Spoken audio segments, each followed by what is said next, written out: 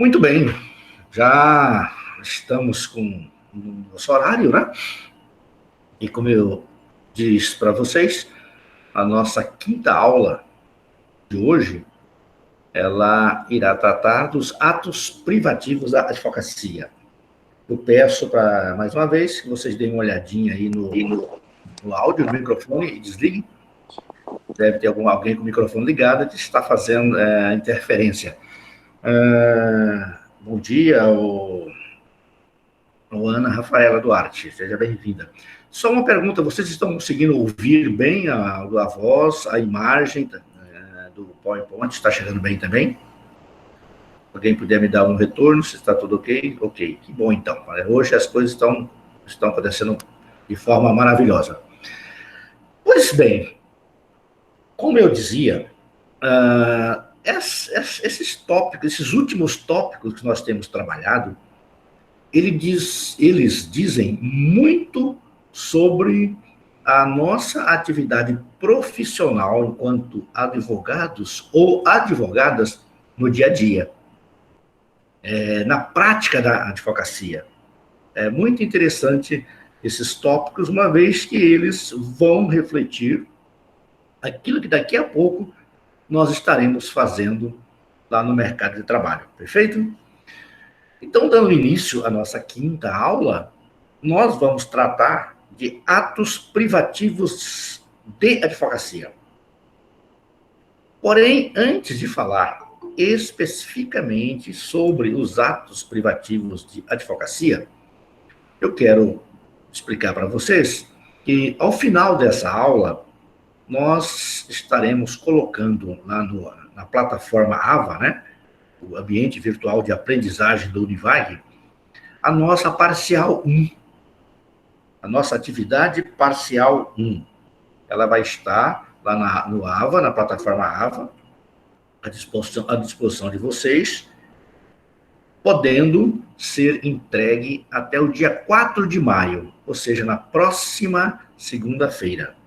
Essa atividade constará de 10 questões de múltipla escolha que envolvem esses conteúdos que nós temos estudado. Perfeito? Então, vocês vão buscar depois a plataforma ABA, vão encontrar lá a atividade avaliativa 1, que é a chamada parcial 1, onde vocês, com a ajuda do material que eu estou disponibilizando lá no AVA mesmo, vocês podem ter, não sei se vocês observaram, porque além da aula gravada, eu também tenho disponibilizado lá no AVA os slides em PowerPoint para facilitar o acompanhamento de todos aqueles que, por alguma maneira, não puderam aqui acompanhar ou ficou com alguma dúvida, ok? É uma forma que eu encontrei de permitir que vocês possam rever esses conteúdos que nós estamos estudando.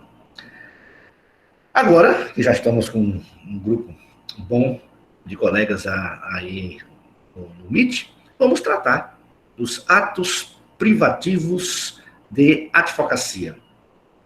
O que seria atos privativos de advocacia? Muito bem.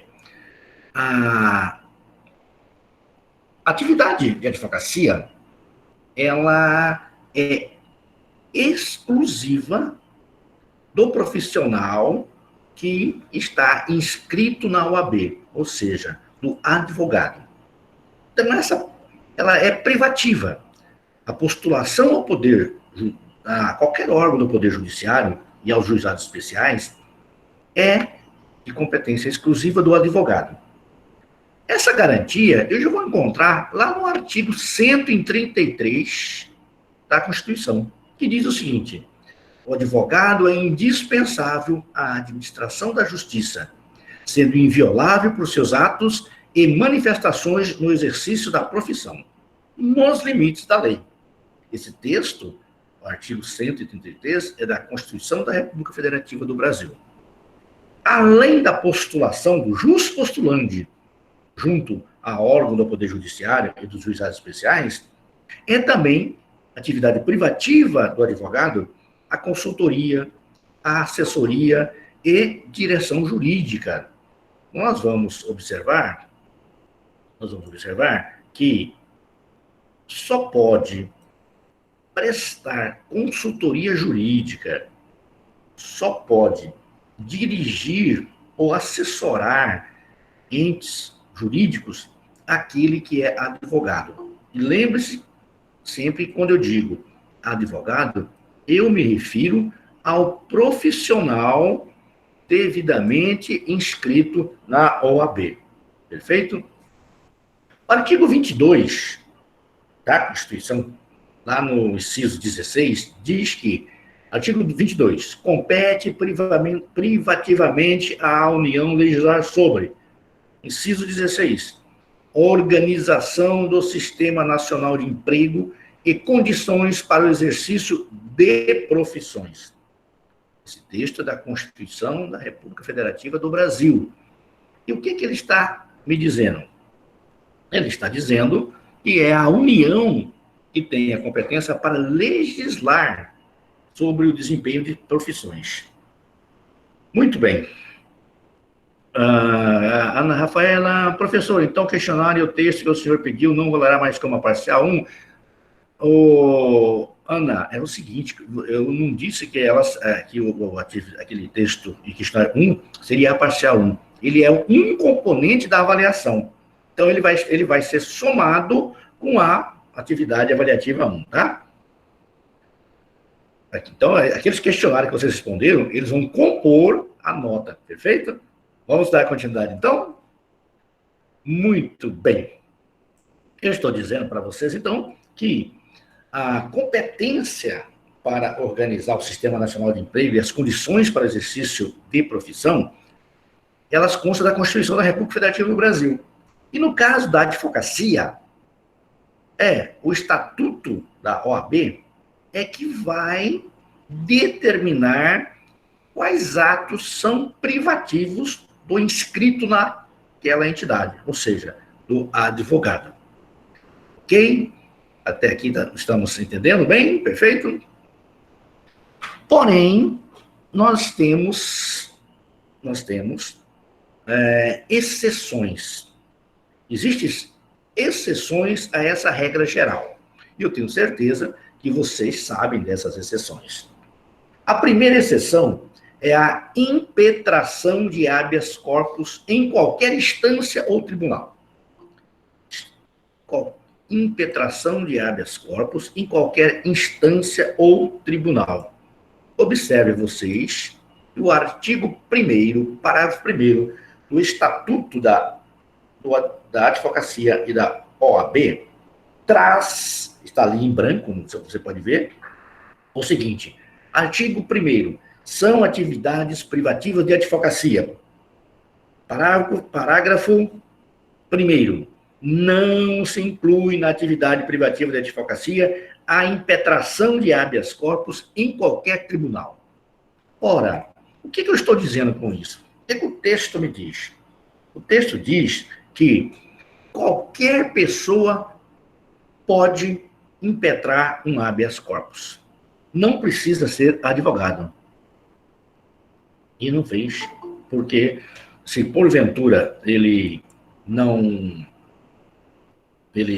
tem um advogado e precisa impetrar um habeas corpus, seria um problema, é uma das exceções. Só para não cortar o raciocínio, mais ao final, eu explico com relação à atividade avaliativa, tá? Na hora que nós terminarmos a explicação aqui, eu volto e falo, perfeito? Que aí a gente não fica interrompendo. Muito bem. A primeira exceção, então, é a impetração de habeas corpus, tá? Em qualquer instância ou tribunal. Então, se você precisar impetrar um habeas corpus, você não precisa recorrer a um advogado. Você pode impetrar ou nas várias de primeira instância ou nos tribunais, ok? Uma outra situação é exceção ao jus postulante, né? Ou seja, não vai precisar de advogado. Olha que interessante, justiça trabalhista. O artigo 791 da CLT estabelece que empregados e empregadores poderão reclamar pessoalmente perante a Justiça do Trabalho e acompanhar as suas reclamações até o final. Então, a Justiça do Trabalho, ela pode ser acessada por qualquer cidadão. Necessariamente não precisa ser pelo advogado. E aqui no artigo 791 fala que tanto empregados como empregadores poderão reclamar pessoalmente e acompanhar as suas reclamações até o final. Agora, há uma súmula que tratou dessa questão. A súmula 425 do Tribunal Superior do Trabalho, ele limita o alcance do jus postulandi. O que é o jus postulandi? É o direito de pedir algo na justiça. Tá? Então, a súmula 425, ela estabelece que você só pode, se você não for advogado, você só pode ingressar com ações nas varas e tribunais regionais do trabalho. Tá? Só nas varas e tribunais regionais do trabalho. Você não pode, sem ser advogado, ingressar com outras ações que são exclusivas do Tribunal Superior do Trabalho, do TST. Então, você não pode, né, ingressar com ação rescisória, com ação cautelar ou mandado de segurança e outros recursos de competência do Tribunal Superior do Trabalho. Então, sem advogado na Justiça do Trabalho, dá de você buscar o seu direito nas varas e nos tribunais regionais. Perfeito? Se alguém tiver alguma dúvida, é o momento de nós esclarecer, tá? Nós estamos vendo o quê? Nós estamos vendo as exceções ao jus postulandi, ou seja, aquela atividade privativa de advocacia, ela permite essas exceções que pessoas que não são advogados possam ingressar na justiça. Já vimos duas delas, né? Nós vimos a impetração do habeas corpus e vimos agora a justiça trabalhista. Vamos avançar mais um pouquinho.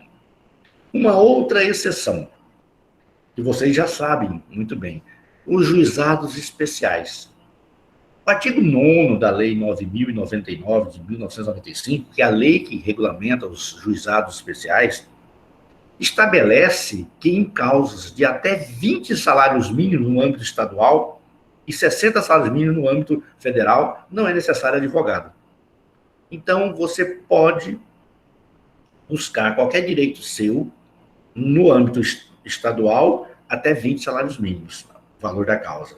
No âmbito federal, até 60 salários mínimos. Perfeito? Eu quero só, mais uma vez, lembrar vocês que essas exceções, elas permitem que pessoas que não estão habilitadas como advogado, ou seja, não estão inscritos na OAB, possam postular algum direito junto à justiça. Quais são as exceções? Impetração de habeas corpus em qualquer instância ou tribunal.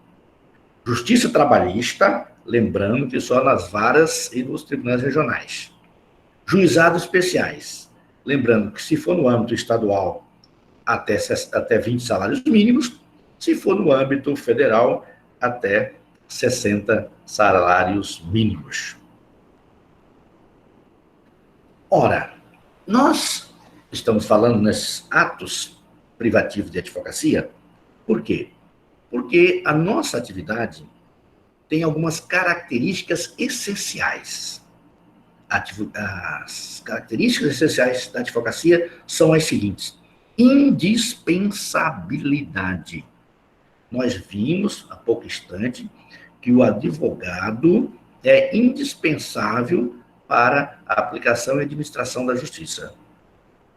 Isso é texto constitucional. Outra característica, inviolabilidade. Lembrem vocês, quando nós falamos das prerrogativas, e dissemos que o escritório, o local de trabalho do advogado, a sua correspondência, os seus e-mails, o seu computador, o seu celular, são invioláveis. Outra característica, a função social. Nós que advogamos, temos o chamado munus público. Ou seja, a gente tem um encargo público, um encargo que representa uma garantia para a sociedade. E a outra característica, a independência. As prerrogativas, e nós vimos isso na aula passada, nada mais são do que garantias dessa independência.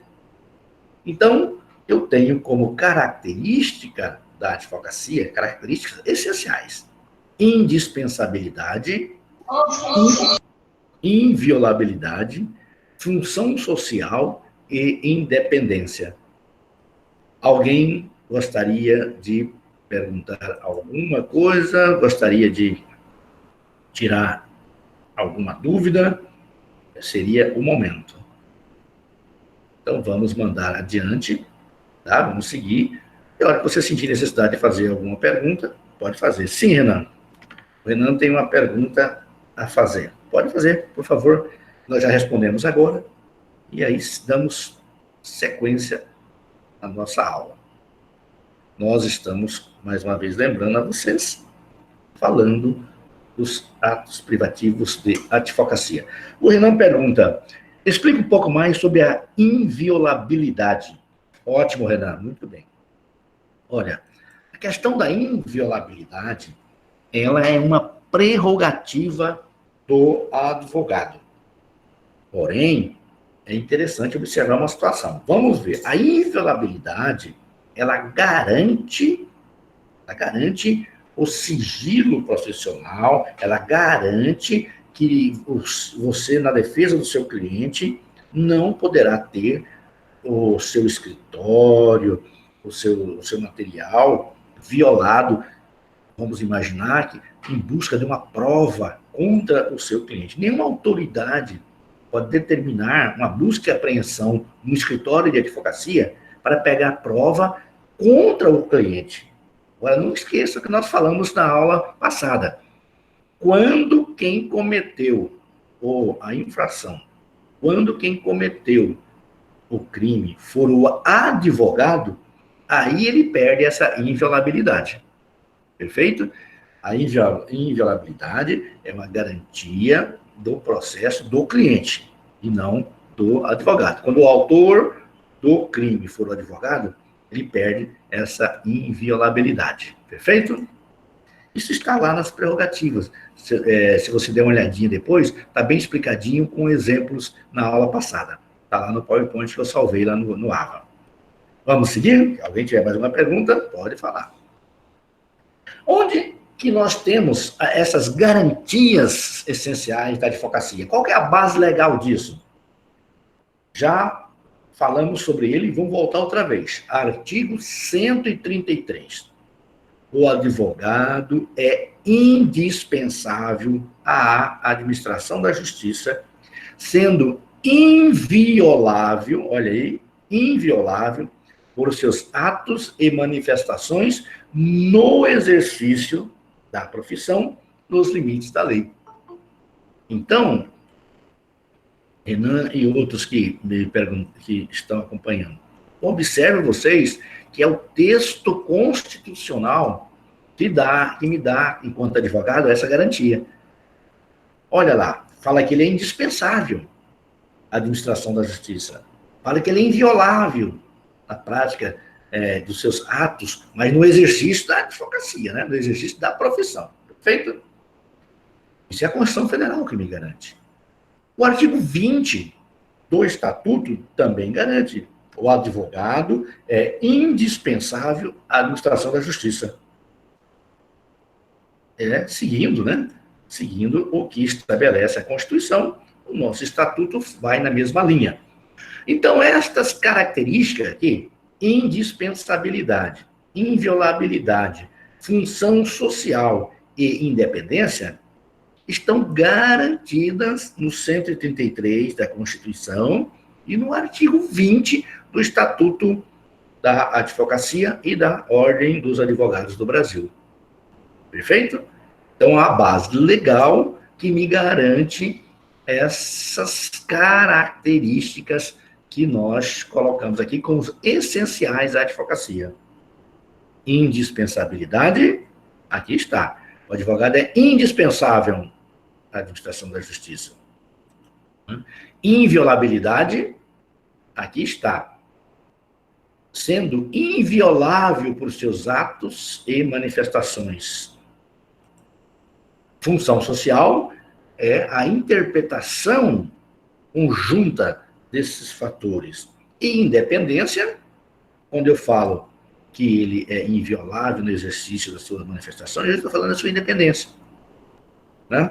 E na defesa do seu cliente, ele pode agir com altivez, né, nos limites da lei, é claro, para desenvolver a sua atividade profissional. Perfeito? Mas aí você deve estar perguntando, isso, bom, eu ainda não sou advogado, eu estou cursando.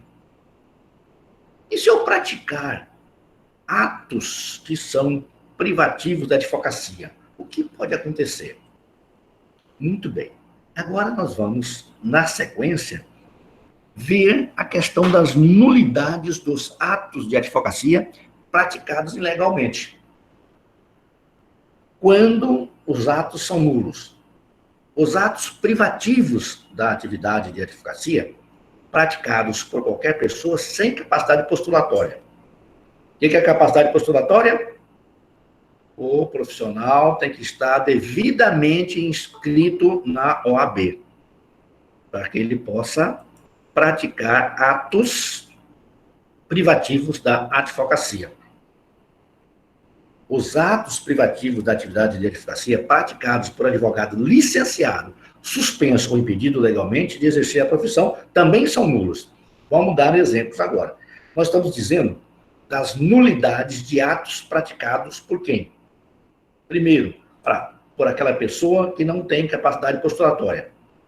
Um cidadão que não é inscrito no OAB, ele apenas estuda, ou nem estuda direito, mas pratica um ato, ele que não lhe é competente, aquele ato vai ser nulo. Vamos pegar um exemplo aqui. Vamos imaginar, você é aluno do sexto semestre do curso do Direito. E aí, uma pessoa te procura para você ingressar com uma ação de divórcio litigioso.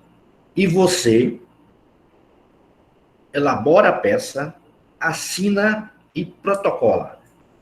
Você está cometendo um ato, você está praticando um ato que é privativo da advocacia. Como você ainda não é inscrito na OAB, este ato que você praticou será nulo, não terá validade nenhuma. Feito? Outra situação, eu sou advogado. Se eu estiver licenciado, eu não posso praticar nenhum ato que é privativo da advocacia.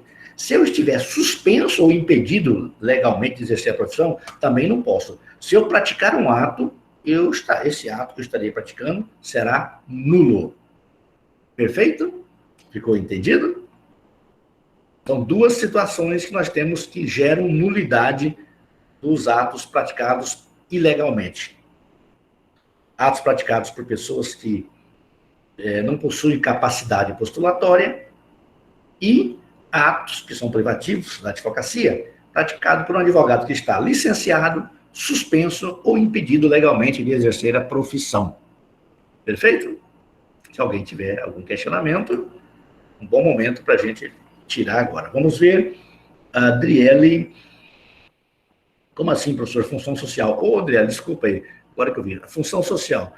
A função social, Adriele, é entendida no sentido de que, muito além da questão meramente profissional e econômica, o trabalho do advogado em defesa da sociedade representa um munus público que o diferencia dos demais.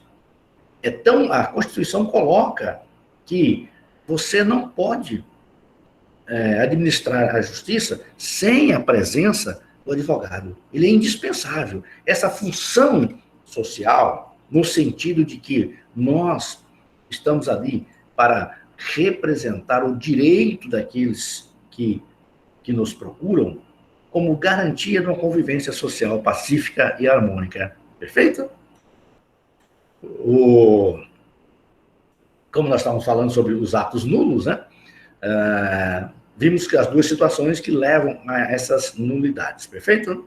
Vamos seguir mais um pouquinho. Existem agora aqueles atos que são anuláveis.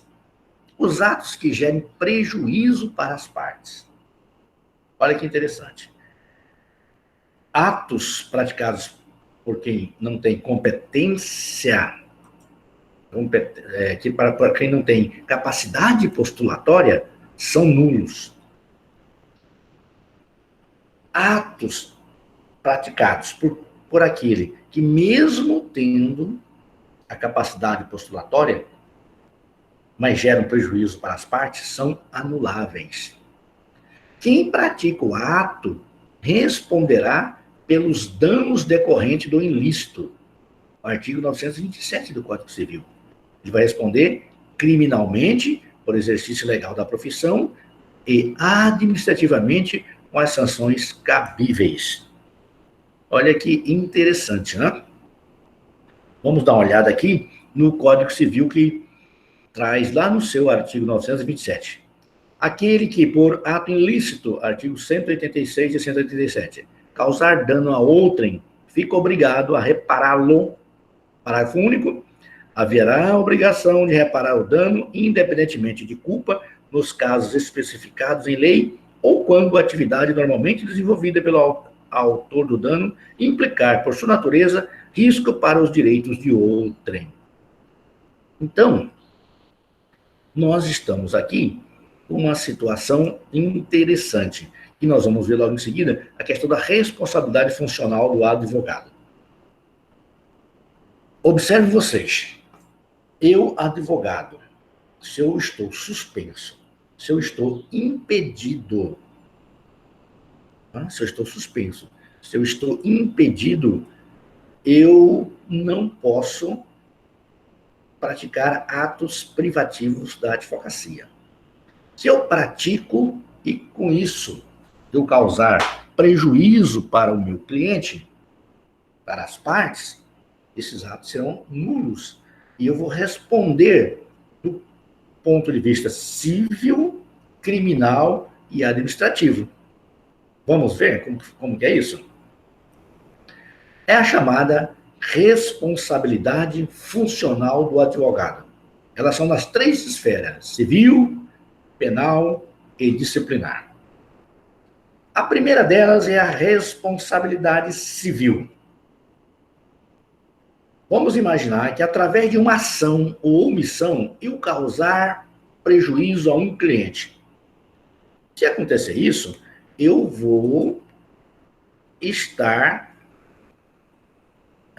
você acionado com base no artigo 927 do Código Civil, lembrando que a questão da responsabilidade do advogado é subjetiva. É uma regra do artigo 186. Ora, está lá também no artigo 33 do Estatuto. Quer ver? 32 do Estatuto. Vamos dar uma olhadinha? Do artigo 32? O advogado é responsável pelos atos que, no exercício profissional, praticar com dolo ou culpa. Também o Código do Consumidor traz lá, artigo 3º, fornecedor é toda pessoa física ou jurídica, pública ou privada, nacional ou estrangeira, bem como os entes despersonalizados que desenvolvam atividades de produção, montagem, criação, construção, transformação e importação. O Código do Consumidor conceitua fornecedor como pessoa física, prestadora de serviço. Ora, o advogado é uma pessoa física, prestadora de serviço. Perfeito?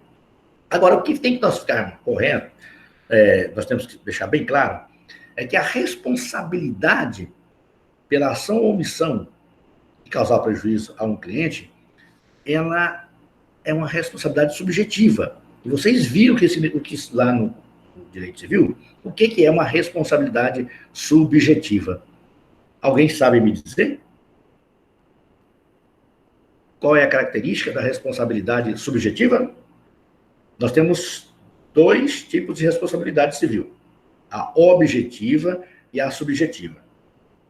Eu estou afirmando aqui, conforme o artigo 186 do Código Civil, que a responsabilidade do advogado é subjetiva. O que isso significa dizer?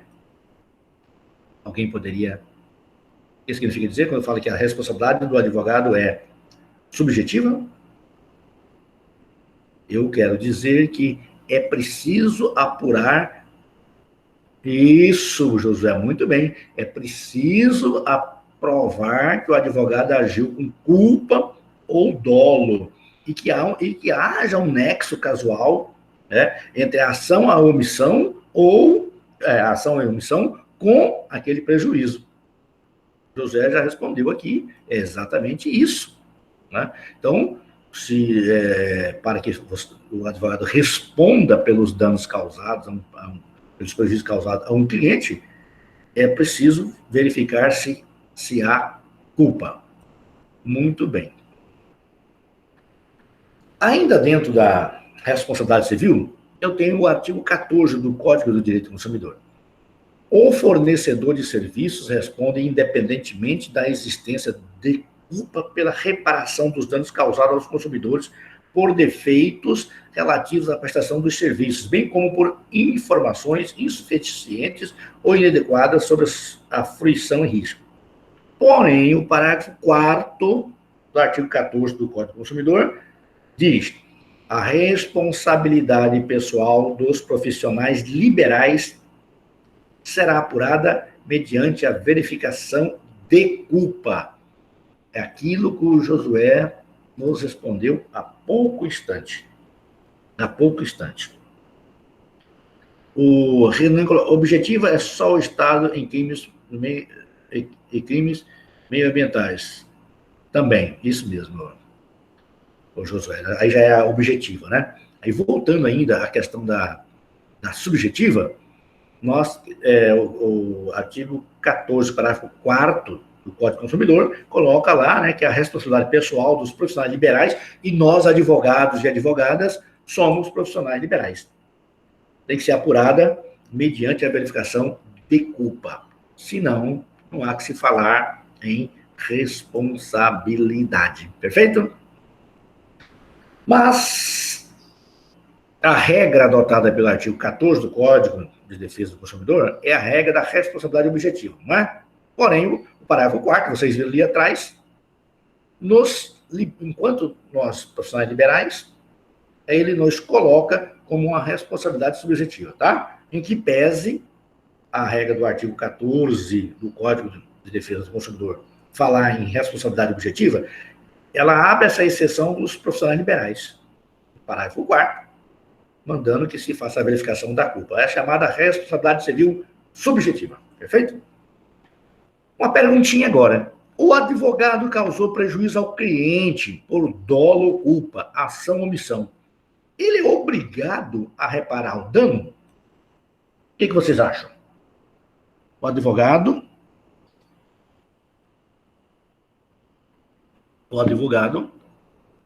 causou prejuízo ao cliente por dolo ou culpa, ação ou omissão. Ele é obrigado a reparar o dano? A Manuela está dizendo sim. Alguém mais gostaria de manifestar sobre isso? O Adriele também acha que sim.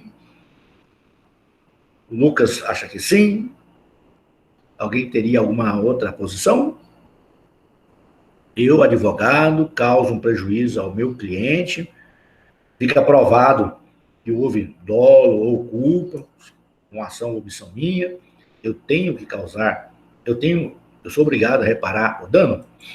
Vamos dar um exemplo prático. Todos que responderam sim estão corretos. Vamos imaginar que um cliente me contrata para entrar com uma ação de indenização por danos morais e materiais contra uma concessionária de serviço público. Perfeito? Por uma inclusão indevida em negativação em bancos de dados públicos, Serasa, etc. Muito bem. Eu entro com a ação dos danos morais, a empresa contesta e eu, por omissão, não acompanho o processo, E, após a contestação, eu não faço a impugnação, levando o meu cliente a perder o seu direito. Ora, se ficar provado que foi uma omissão minha, culposa ou dolosa, eu terei sim que pagar os danos que eu causei ao cliente. O cliente pode buscar isso judicialmente, além de que irei responder na OAB, no Conselho de Disciplina e Ética. Olha como é que é grave a situação. Perda de prazos, perda de audiência, em que você gerar prejuízo para o cliente, você terá que indenizá-lo se ficar provado seu dolo ou culpa. Perfeito? Alguém teria alguma questão?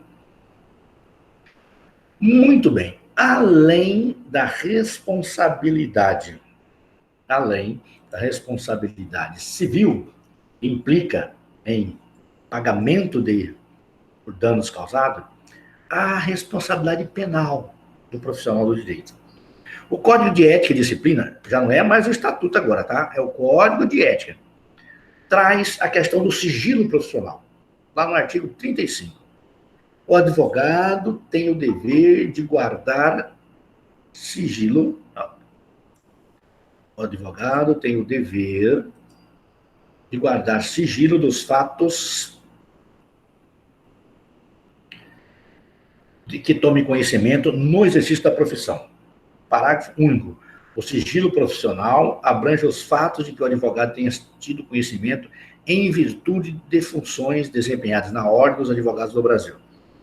Olha, a questão do sigilo profissional é muito importante, uma vez que pode ter consequência para o advogado na esfera penal. Vamos continuar antes de comentar. Vamos ver o artigo 36 do Código de Ética e Disciplina da OAB. O sigilo profissional, artigo 36, é de ordem pública, independendo de solicitação de reserva que lhe seja feita pelo cliente. O cliente não precisa pedir para você manter segredo de nada. Ele é de ordem pública, tá? Independe de pedido. O profissional tem que manter o sigilo profissional. Parágrafo 1º do artigo 36. Presume-se confidenciais as comunicações de qualquer natureza entre advogado e cliente. Nós já falamos lá atrás nas prerrogativas, né? E-mails, cartas, telefones, qualquer comunicação entre cliente e advogado são confidenciais. Parágrafo 2º. O advogado, quando no exercício das funções de mediador, conciliador e árbitro, se submete às regras do sigilo profissional. Vocês sabem que muitas vezes, nos juizados principalmente, nós podemos atuar lá como mediadores, conciliador, árbitro. E nessas atividades também é exigido o sigilo profissional. O artigo 37 do Código de Ética. O sigilo profissional cederá em face de circunstâncias excepcionais que configurem justa causa, como nos casos de grave ameaça ao direito à vida e à honra, ou que envolvam defesa própria. Olha que interessante. Você, está aqui no artigo 37, nota que o sigilo profissional não é absoluto.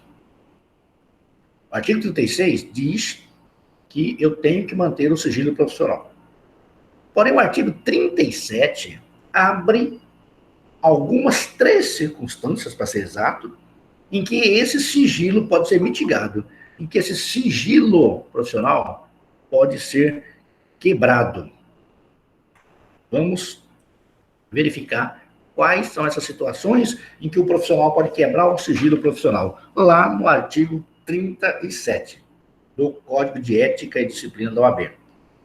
Diz lá, o sigilo profissional cederá em face de circunstâncias excepcionais que configuram justa causa, como nos casos de grave ameaça ao direito à vida.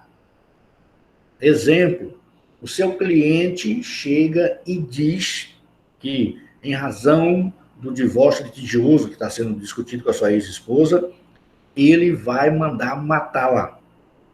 Ora, é uma grave ameaça ao direito à vida da pessoa. O advogado pode pode, neste caso, quebrar o sigilo profissional, porque o direito à vida é superior a qualquer outro valor. Há também, na mesma situação, a questão do direito à honra. Se você tem a informação que alguém vai utilizar algo contra a honra do outro, é possível a quebra do sigilo profissional. E, por último, defesa própria. O cliente te ameaça de morte porque você perdeu uma ação dele. Vamos imaginar isso. Você está fazendo a defesa dele num crime de homicídio e ele foi condenado. Aí fala, doutor, vou te matar. O advogado pode quebrar o sigilo profissional para promover a sua própria defesa, que seria óbvio, né? Bom, com relação ainda à questão do sigilo, em relação a essa questão do sigilo, tem aqui uma pergunta da Adriele. Professor, em relação ao cliente advogado, não é necessário fazer um termo de confidencialidade? Adriele, você viu que aqui, vamos voltar para você ver. Só um minutinho, só para responder para a Adriele. Artigo 36. O sigilo profissional é de ordem pública, independendo de solicitação de reserva, que ele seja feita pelo cliente. Está aí a resposta. Não é obrigado a fazer. Muitos escritórios fazem, mas por garantia que já está na própria lei.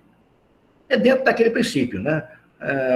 O que sobra nunca falta. Não tem problema nenhum fazer o termo de confidencialidade. Mas se não existir o termo de confidencialidade, o Código de Ética já exige você no 36. O sigilo profissional é de ordem pública, independendo de solicitação de reserva. Tá? Então, nada impede que se faça, mas não há nenhum problema. Não há necessidade, porque o próprio Código de Ética nosso já nos obriga a essa confidencialidade, tá?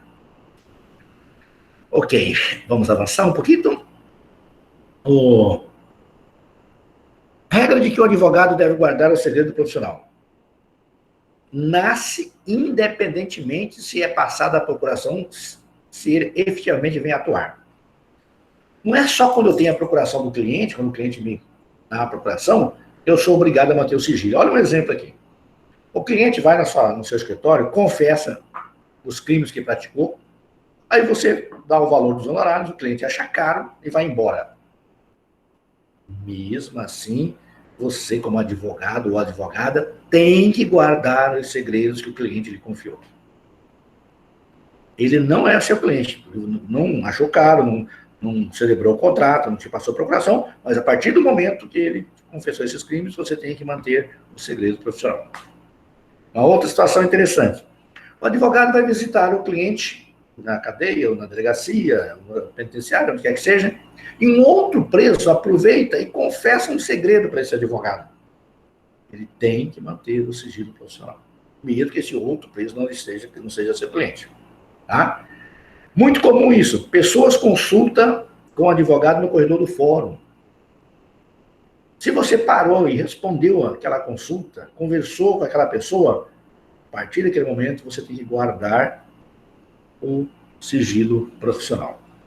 Então, tudo que o advogado ou a advogada souber no exercício da profissão, ele, advogado, ou ela, advogada, tem o dever de guardar o sigilo.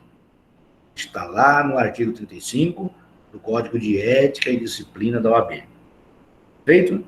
Então, não é só o meu cliente do que eu estou obrigado a manter o sigilo profissional. Qualquer situação dessas que vocês viram do exemplo aí, me obriga a manter o sigilo profissional sobre aquilo que me foi levado pela pessoa que eu atendi. Perfeito? Seguindo. Aquelas exceções que nós falamos do artigo 37, né? Aquelas exceções ao dever do sigilo profissional. Defender a vida de alguém, falamos ali atrás, né? Se caso você venha em razão da sua atividade ali, você venha saber que alguém vai cometer um homicídio, você pode quebrar esse sigilo para preservar a vida daquela pessoa, defender a honra de alguém, se você souber que alguém vai ofender a honra de uma pessoa, você pode quebrar esse dever de sigilo, e mais ainda, o cliente esteja afrontando o advogado. Né? Vamos imaginar que um cliente confessa um crime, mas no dia do julgamento ele nega e diz que foi o advogado. E aí? Se você for manter o sigilo, você vai responder pelo crime. Neste caso, o advogado pode violar o segredo. Opa, peraí, não é bem assim não. Né? E você não estará ofendendo o dever de sigilo profissional. Perfeito? Com relação a essas questões, alguém teria alguma pergunta a fazer? Questão do sigilo profissional? Vamos seguir, então? Qualquer questão pode intervir, tá? Estamos aqui à disposição.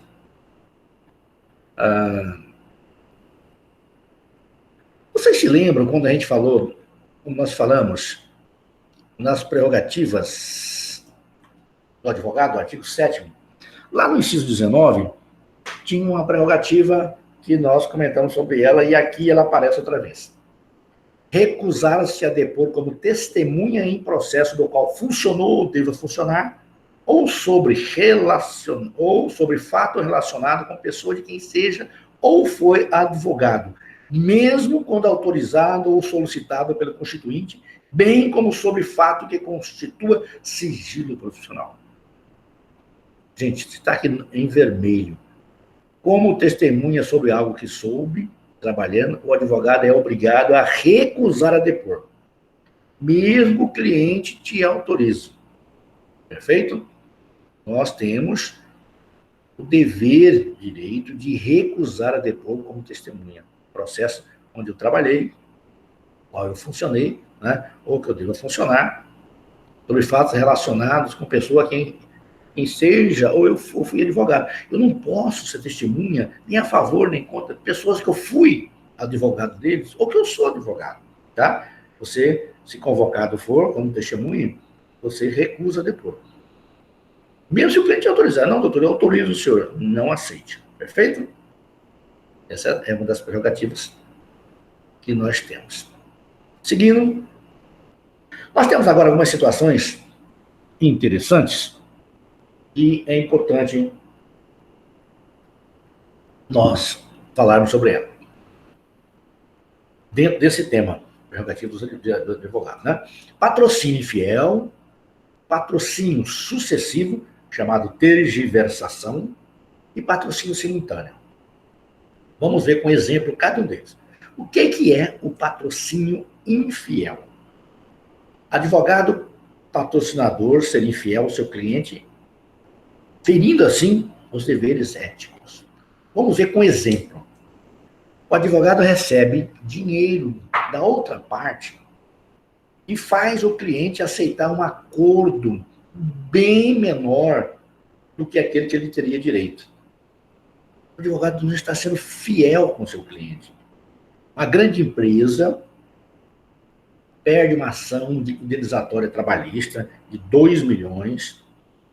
Aí a empresa procura o advogado para fazer um acordo que vai lesar o cliente desse advogado e dar um dinheiro para o advogado. O advogado está cometendo o chamado patrocínio infiel, que é punido pela nossa legislação, em especial o nosso estatuto.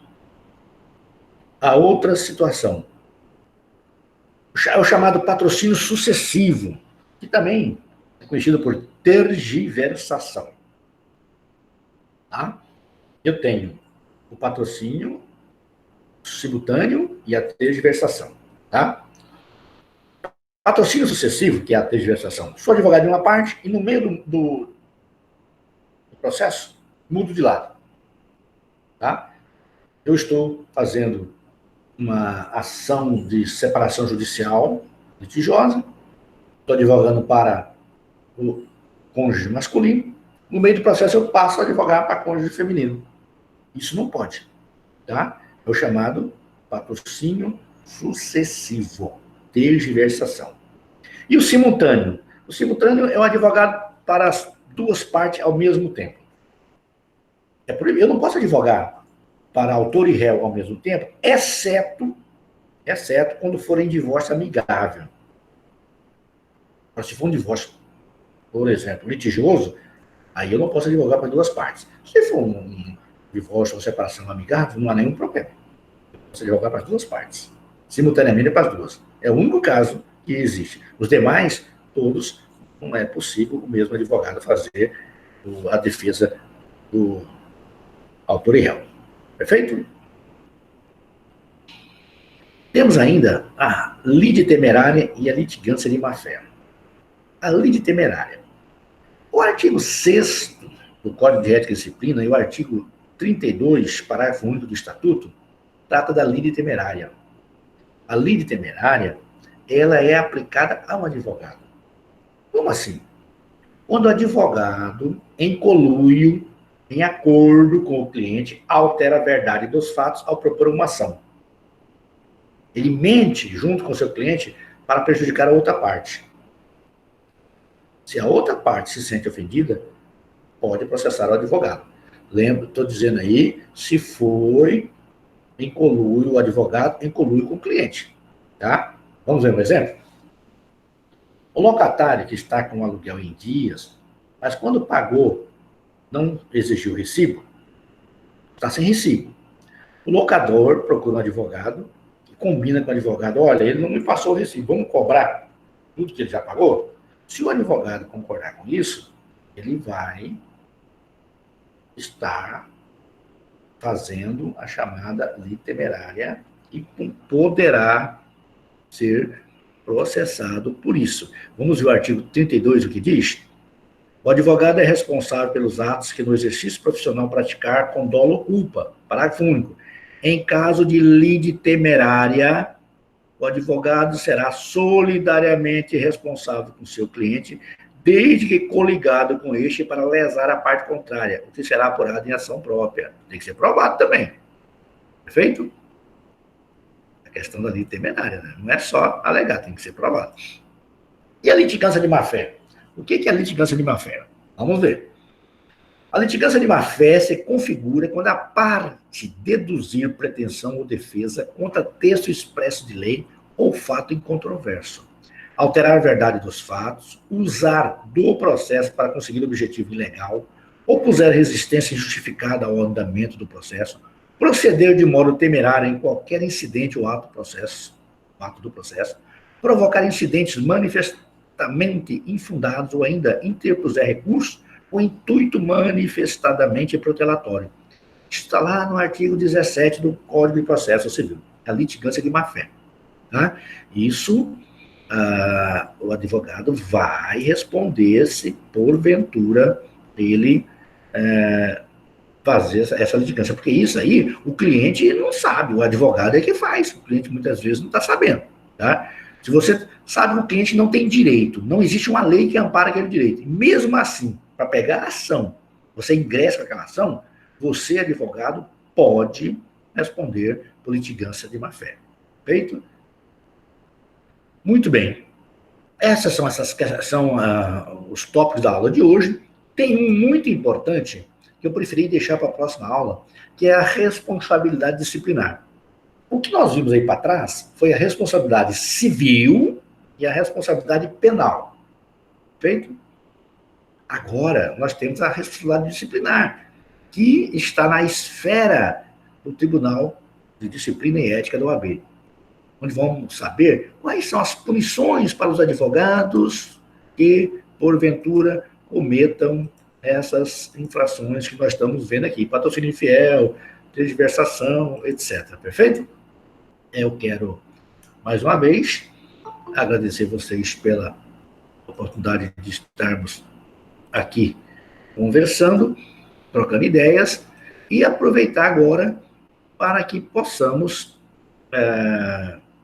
falar sobre a nossa atividade avaliativa 1, e está lá no no AVA. Perfeito? Com relação à aula de hoje, vocês teriam alguma questão a perguntar? Vocês estão observando que eu estou trabalhando a aula na faixa de 60 minutos, né? Para que a gente tenha depois tempo para discutir e não fique muito cansativo. Eu preparo o conteúdo para que a gente, em 60 minutos, discuta sobre ele. Se houver necessidade de continuar, eu estou aqui à disposição, sem nenhum problema, tá? E, como sempre eu digo ao final, qualquer dúvida, não se apega só aqui, não. Vamos conversar por WhatsApp, por e-mail. Importante que não fique dúvidas para ninguém. Eu queria agora, se alguém tem alguma pergunta a fazer com relação à atividade avaliativa 1, que é a parcial, que já está lá no AVA para vocês. Adiantando, eu quero já explicar, porque tem perguntas que já me foram feitas anteriormente, eu deixei para agora. Vocês fizeram uma atividade, essa atividade que já foi feita e encaminhada para mim, ela vai somar-se à nota da parcial 1, que está lá no AVA. Essa parcial 1, como eu disse, ela é composta por 10 questões objetivas.